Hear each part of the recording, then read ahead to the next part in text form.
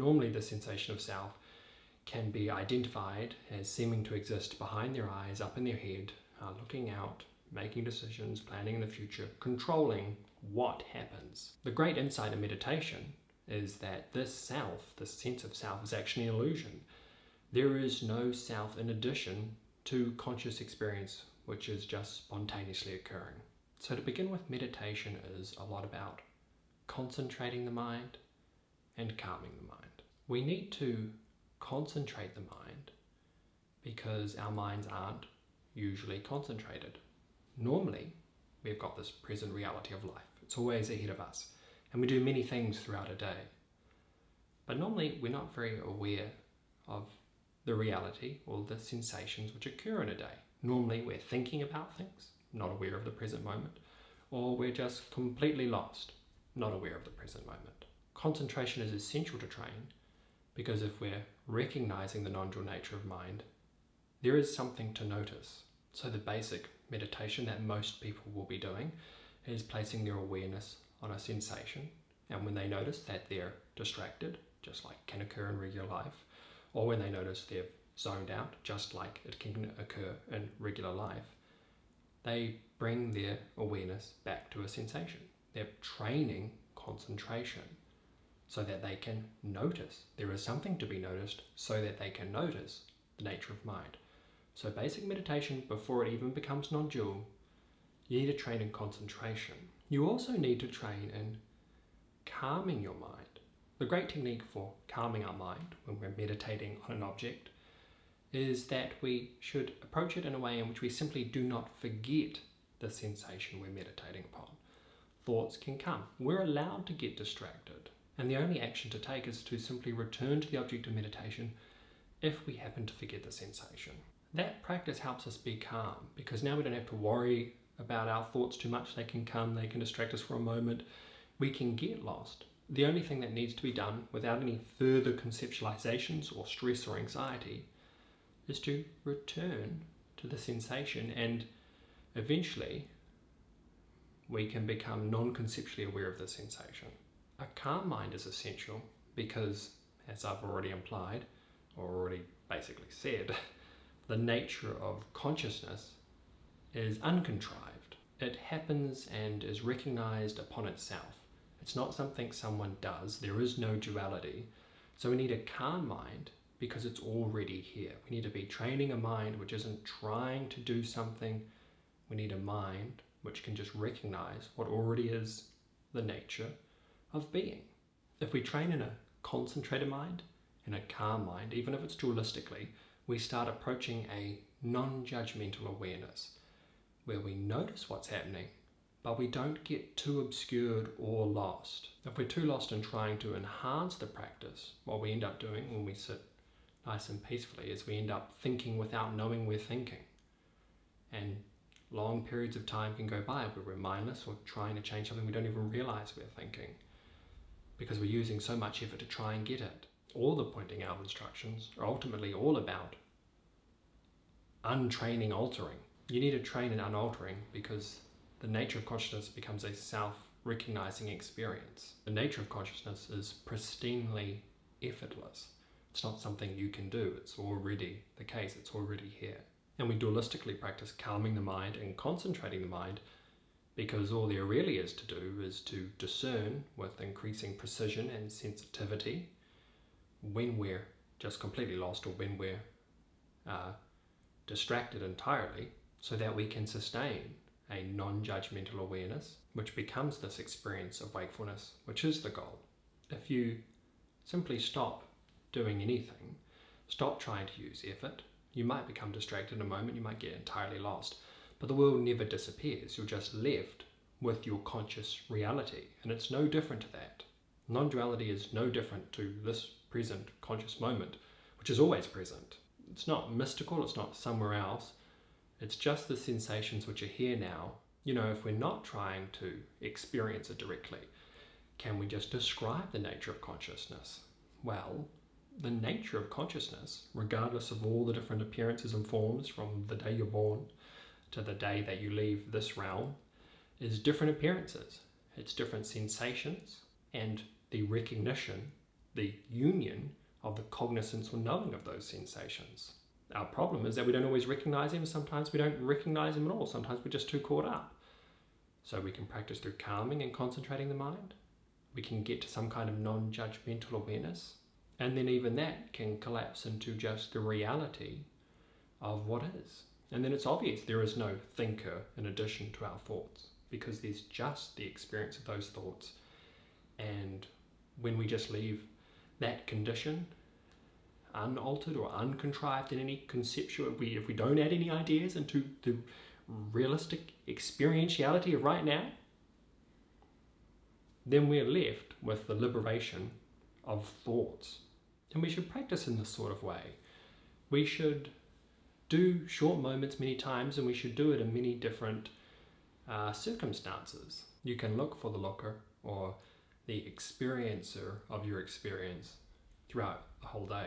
The shorter our practice, the clearer we can start discerning when we're just lost in thought. We can end a meditation session and think, wait, was I thinking through there?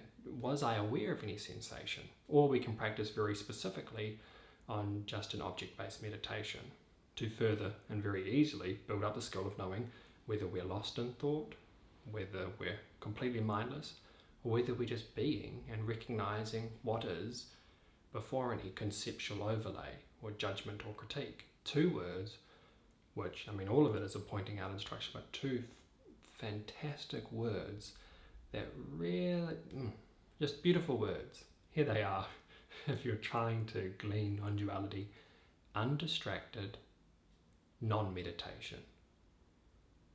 If you can attain undistracted and non-meditation because there's no one meditating, well, that's the nature of consciousness. So once we can practice in a way in which our wakefulness or mindfulness is bright and clear enough, we can recognize what's happening, and we don't have the compulsive habit, which we've trained in for most of our life, of jumping in and trying to conceptualize or change what currently is. Once we've perfected the practice of unaltering, then all we have to do, if we're trying to become enlightened, sustain that experience, is practice more. Ideally, we've already moved towards love, through love in every immediate moment, to make this practice a lot easier.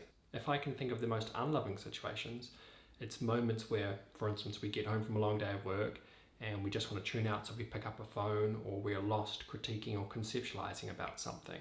Disturbing emotions and discursive thoughts.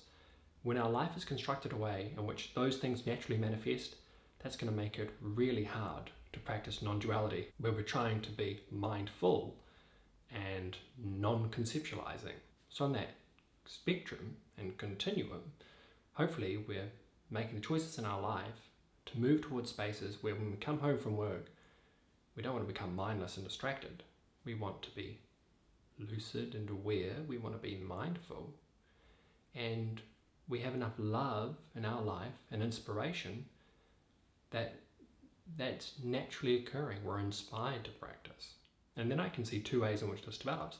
There'll be moments in our lives where we want to sit down and do formal practice, where we still are inspired to take 20 minutes or longer or shorter to just rest in non-duality, in a very conventional looking sense, where we sit down and rest with what is.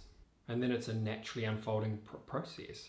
We're having more moments in our life which aren't being directed by this sense of a separate self.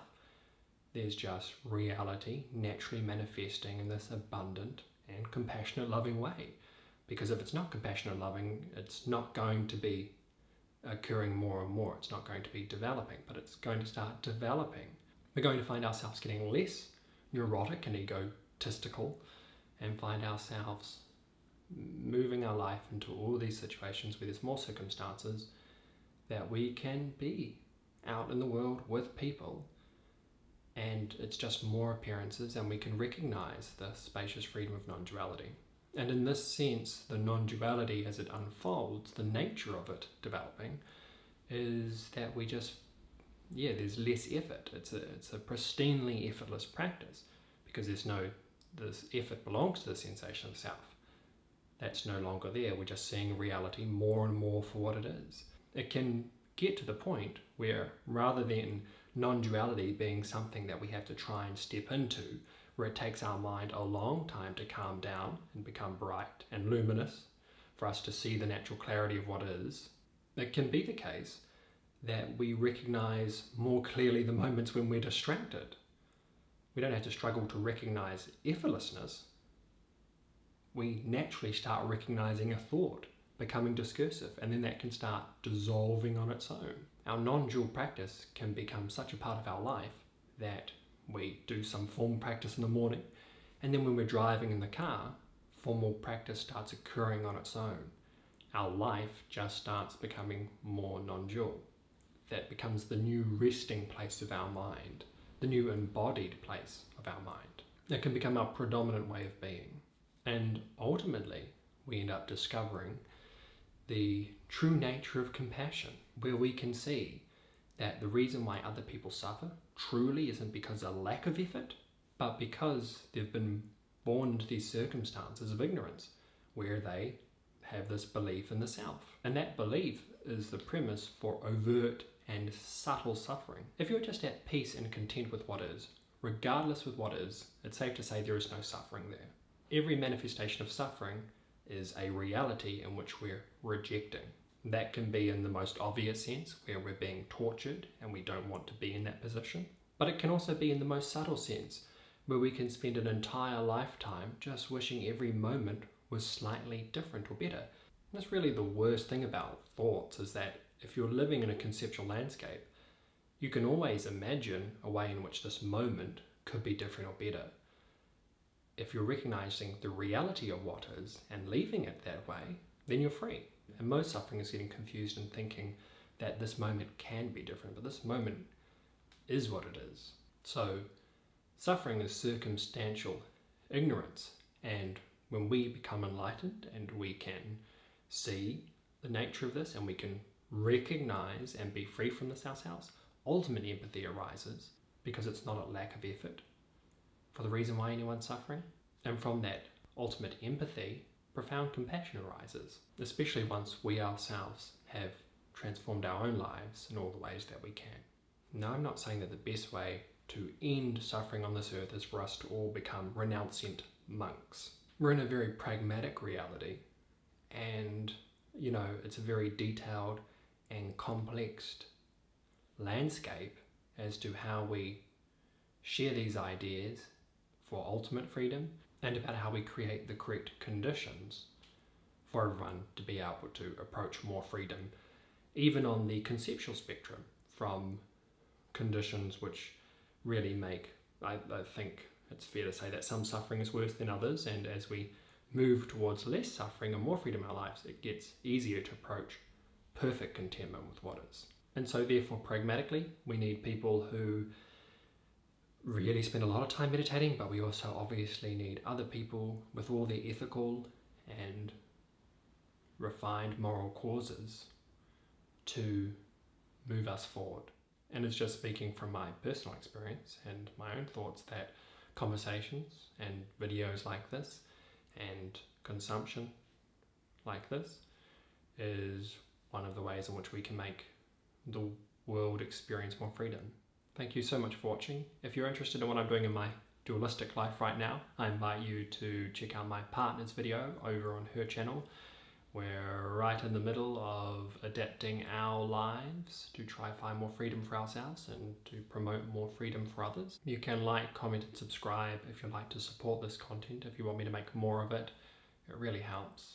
May we all come to know such wonderful ways of being.